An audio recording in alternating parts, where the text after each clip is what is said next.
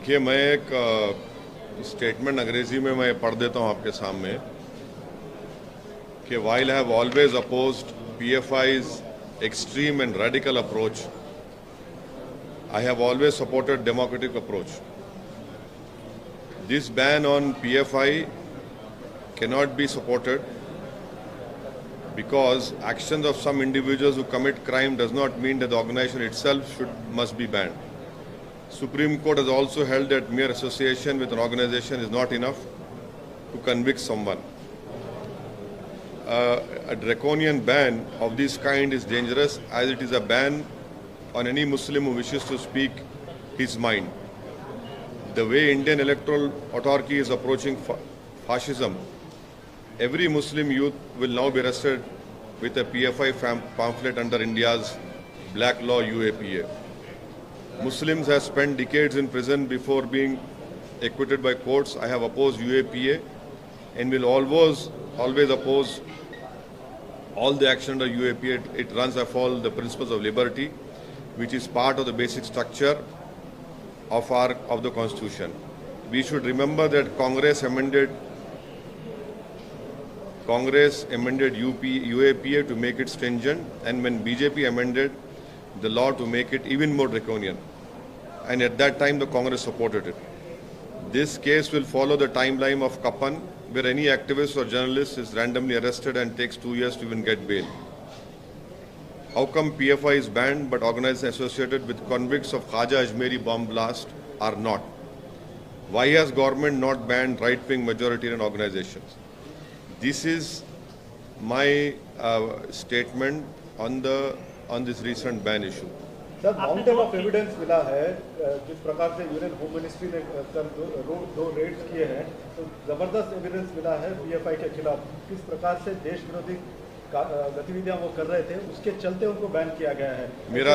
मेरा स्टेटमेंट जो मैं पढ़ा हूँ फिर से दोबारा पढ़ सकता हूँ आपके लिए हिंदी में। अरे लेकिन ये नहीं, आपके लिए मैं सिर्फ अपना स्टेटमेंट पढ़ूंगा। मैं अगर आप चाहें तो हिंदी में पढ़ दूं आपके लिए। आपके हिंदी में पढ़ना है तो पढ़ देता हूँ हिंदी में आपके लिए। सुन लीजिए ताकि हिंदी में आपको आसानी हो जाए। नहीं सर, ये भी पूरा पढ़ के आपके जैसे होमवर्क करके किया गया था। हाँ जी, ज़रूर सही है। मैं आपकी काबिलियत पे भरोसा नहीं कर रहा हूँ, बट लेकिन आप अपोज क्यों कर रहे हैं? नहीं, वाइल सुनिए, सुन लीजिए ना। मैंने हमेशा पीएफआई की जो ये रेडिकल एक्सट्रीम अप्रोच है उसका हमेशा मैं अपोज किया हूँ और करता रहूँगा, चाहे कोई रेडिकल एक्सट्रीम अप्रोच अडॉप्ट करेगा। मगर ये बैन इसलिए हम सपोर्ट नहीं कर सकते क्योंकि चंद इंडिविजुअल अगर कोई क्राइम करते हैं उस बिना पर अगर आप ऑर्गेनाइजेशन को बैन करेंगे। सुप्रीम कोर्ट ने क्या कहा कि mere association with an organization is not enough to convict someone। ये जो ड्रैकोनियन बैन जो लगाया गया है ये मुस्तकबिल के लिए डेंजरस चीज़ है, क्योंकि आप ये कहना चाहेंगे कोई भी मुसलमान अपनी दिल में जो बात है, जहन में बात है, वो ना करे। और जिस तरीक़े से हमारी इलेक्ट्रल जमहूरियत चल रही है वो फाशिज़म के करीब जा चुकी है। तो अब कोई भी नौजवान मुसलमान अपनी बात को रखेगा तो आप एक पैम्फलेट निकाल देंगे पीएफआई का, और फिर वो जो काला कानून है यूएपीए का उसको इस्तेमाल करेंगे। और इस यूएपीए के कानून में कई मुसलमान, टोली चौकी हकीमपेट का रहने वाला, उसकी मौत हुई थी, उसमें 2 लोगों को कन्विक्ट किया गया कोर्ट ने। वो कौन सी ऑर्गेनाइजेशन ताल्लुक उनका बताया, चाहे रेडिकलाइजेशन एक्सट्रीम कोई भी करो, विंग हो कोई विंग हो, जो भी रेडिकलाइजेशन और एक्सट्रीमिज्म की तरफ किसी को लेकर जाता है उसको अपोज करने की ज़रूरत है। और अगर आप ये कह रहे हैं कि रेडिकलाइजेशन सिर्फ एक तरफ हो रहा है, नहीं, रेडिकलाइजेशन हर तरफ हो रहा है।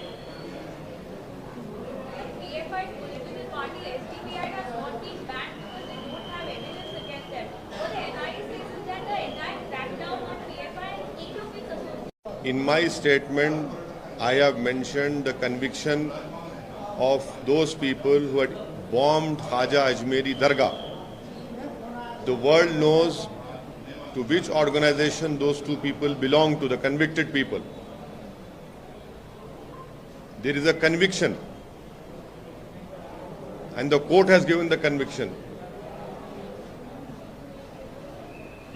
आप राइट विंग की तरफ इशारा कर रहे हो, तो आपका क्या कहना है? वो आरएसएस के साइड आप इशारा कर रहे राइट विंग में बहुत से हैं ना, राइट विंग में बहुत से हैं। अब तो कोर्ट भी ऑर्गेनाइज टीवी को बोला कि आप लोग देख के बोलो, बहुत सी बातें कोर्ट ने कही हैं। हो? राइट विंग और राइट हाँ, राइट विंग में बहुत से हैं जिसमें मैं ही नहीं हूं।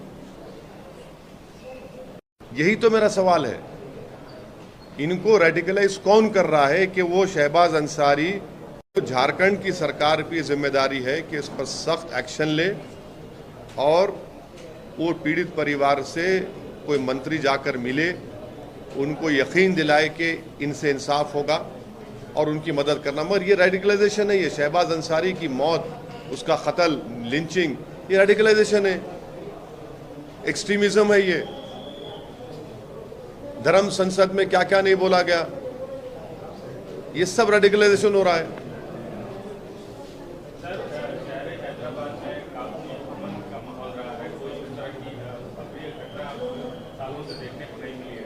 लेकिन अभी 2 दिन पहले एक ऐसी घटना हुई कि दुर्गा माता के पंडाल में कुछ महिलाएं बुर्का पहने खुल गई। हाँ, तो आपको पुलिस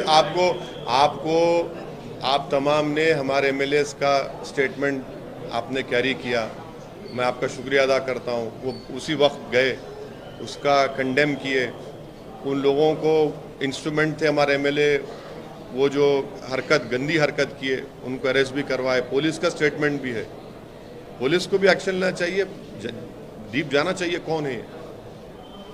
ठीक है सर, थैंक यू।